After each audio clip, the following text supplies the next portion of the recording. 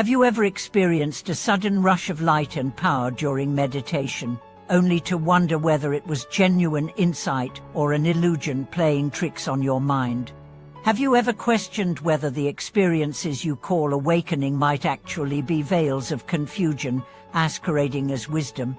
Hello everyone, welcome back to the channel. Today we journey into the heart of a perplexing question. When our practice yields extraordinary visions or profound states, how can we tell whether we are touching true liberation or being lured into deeper entanglement? In this video, we'll explore two central insights. First, that authentic realization is inseparable from unwavering clarity and compassionate action, and second, that delusion often wears the guise of spiritual power, feeding pride and attachment. Understanding these principles will equip you to navigate your inner landscape with discernment and courage. It was in a remote Himalayan cave that the young yogi first encountered what he believed to be an oracle of insight. During a prolonged retreat, he entered a state of luminous awareness so vivid that his surroundings pulsed with radiant color. For days he rode this wave of ecstasy, convinced he had broken through all veils. Yet upon returning to his teacher, the elder regarded him with a gentle but serious gaze and asked, "Does your heart overflow with kindness for others, or does it seethe with the pride of having attained something rare?" The question struck the yogi like a thunderclap. He realized that his soaring visions had magnified his subtle arrogance rather than loosened its grip. This story echoes ancient warnings found in the Vinaya and in the life of the historical Buddha himself. On the night of his awakening, Siddhartha Gautama faced Mara, often translated as the evil one or demon, who hurled temptations of desire, fear, and doubt. When Mara conjured armies of demon daughters to seduce him, the Buddha calmly touched the earth, calling it to witness his resolve. In that simple gesture lay the essence of true realization, an unshakable grounding in compassion and truth that no glamour could obscure.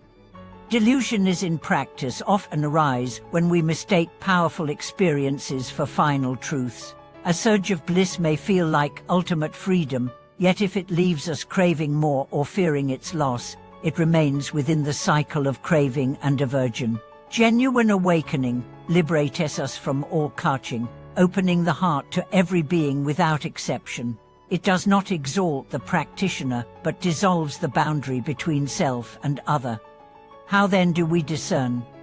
First, examine the fruit of your experience. Does it soften your heart toward those who hurt you? Does it inspire humility, curiosity, and generosity? Or does it inflate your self-image and tighten your grasp on special status?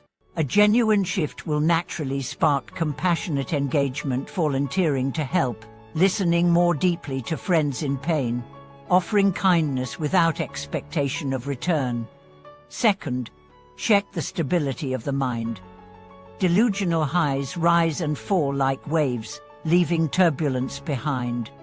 True insight brings a steady radiance, akin to the sun behind clouds. Even when challenges press in sickness, criticism, loss, the mind retains a core of calm clarity. If your profound states vanish at the first sign of discomfort, they likely sprang from emotional momentum rather than the unconditioned ground of awakening. Third, seek wise guidance. No matter how vivid your experiences, they must be tested against the lamp of lineage and the counsel of a trustworthy teacher. In Tibetan retreats, senior masters agree that students experiencing unusual visions or voices should pause formal practice and present their experiences for discussion. Through honest dialogue, teachers help distinguish genuine signs of progress from energizing but misleading phenomena. Consider the tale of a monk who, convinced he had mastered clairaudience, began to obey every inner voice he heard. At first, they whispered noble instructions to recite mantras to help villagers in need.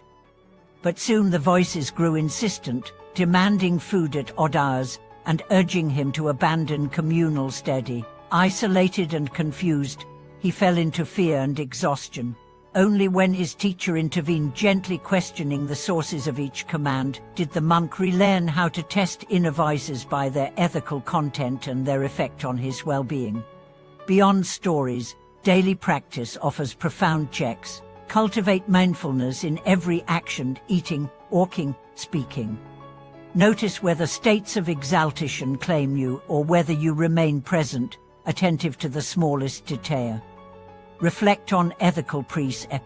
Do your experiences strengthen your commitment to harmlessness and generosity, or do they distract you from your vows?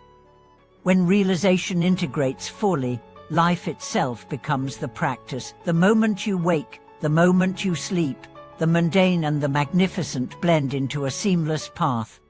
Finally, remember that the path is not a race toward spectacular feats, but a steady cultivation of wisdom and compassion.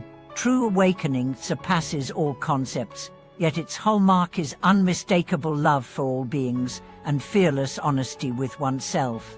When the last veil falls, there is no need to proclaim triumph. Instead, one simply serves the world with open hands and a clear gaze. Thank you for watching this video.